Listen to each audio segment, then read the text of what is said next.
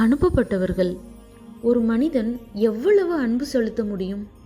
இந்த கேள்விக்கு பதிலாக வாழ்ந்தவர்தான் கிரஹாம் ஸ்டெயின்ஸ். ஆஸ்திரேலியாவில் சுகமான வாழ்க்கை இருந்தும் அவர் இந்தியாவில் இருக்கிற ஒடிசாவுக்கு வந்தார். இந்த உலக மக்கள் குஷ்டரோகிகளை வெறுத்தார்கள். ஆனால் கிரஹாம் ஸ்டெயின் அவர்களை நோயாளிகள் என்று அல்ல, கடவுளின் பிள்ளைகள் என்று பார்த்தார். கைகள் சிதைந்திருந்தாலும் அவர்களை தழுவினார்.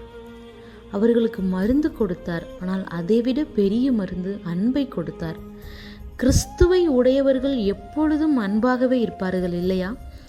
1999 ஜனவரி 22 ஒரு இருள் சூழ்ந்த இரவு, அவர் தனது 2 சிறிய மகன்கள் பிலிப் 10 வயது மற்றும் தீமோத்தேயு 6 வயது அவர்களுடன் ஜீப்பில் தூங்கிக் கொண்டிருந்தார்.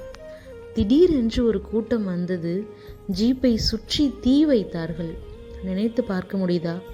ஒரு தந்தை 2 சிறிய குழந்தைகள் உயிரோடு எரிந்தார்கள். உலக மக்கள் கோபத்தால் கொந்தளித்தார்கள் இந்த செய்தியை கேட்டு.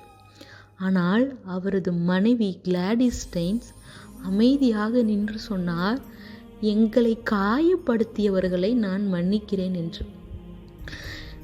இந்த மன்னிப்பு ஒரு தேசத்தையே அழ வைத்தது. உயிர் எரிந்தாலும் அன்பு எரியாது. உடல் சாம்பலானாலும் சாட்சி அழியாது. நாம் எந்த அளவுக்கு அன்பு செலுத்த தயாராக இருக்கிறோம்?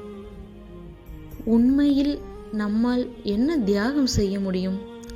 கிரஹாம் ஸ்டெயின் சாம்பலானார். ஆனால் அவர் அறிவித்த அன்பு இன்னும் உயிரோடு உள்ளது. அவர் சாம்பலானார். ஆனால் அவர் அறிவித்த இயேசுவின் அன்பு நித்தியமாக எரிகிறது. அனுப்பப்பட்டவர்கள்.